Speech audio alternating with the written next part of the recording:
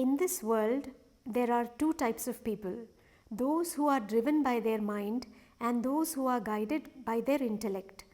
People driven by their mind are called emotional individuals, while those guided by intellect are referred to as intellectual people. Emotional individuals are further divided into two groups: those with good emotions and those with negative emotions. Similarly, intellect driven people can be good or bad. A person driven by negative emotions acts impulsively without thinking. The moment a bad desire arises, they immediately act on it.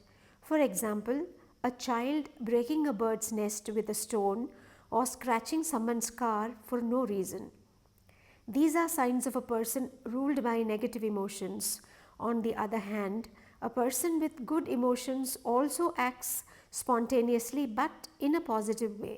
For instance, if they see a beggar, they may give money impulsively without thinking whether the beggar deserves it or not. Next, let's talk about the intellect driven person. A person with negative intellect deliberately plans and manipulates to harm others. These individuals often dominate both kinds of emotionally driven people, whether they are good or bad. They use tricks and schemes under the guise of religion, society, or family to trap others for their benefit. Above them is a good intellect driven individual who carefully thinks, discusses, and plans for the benefit of everyone. Although their actions may not always be immediately understood, they aim to bring about the greater good. In the Mahabharata, the Pandavas symbolize good emotional people. In contrast, Duryodhana and Shakuni represent individuals with bad intellect who used their cunningness to trap the Pandavas repeatedly.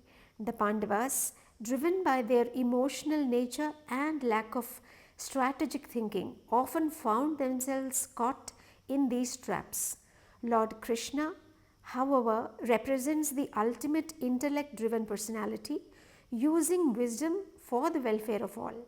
If even one such individual exists in a family, society, or nation, they can save the good hearted from falling prey to the tricks of those with harmful intentions. One striking example is when Arjuna, overcome by emotional attachment, was about to make a decision that would have led to lifelong regret. His heart was overwhelmed by feelings of love and sorrow, which clouded his judgment. However, with the guidance of Krishna's intellect, he was able to see the larger picture and fulfill his duty. In our own lives, too, we often make emotionally driven decisions that we later regret.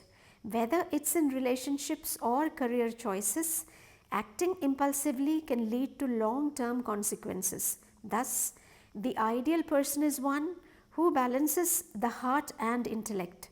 Emotional spontaneity combined with thoughtful intellect can lead to decisions that are compassionate, wise, and beneficial for all.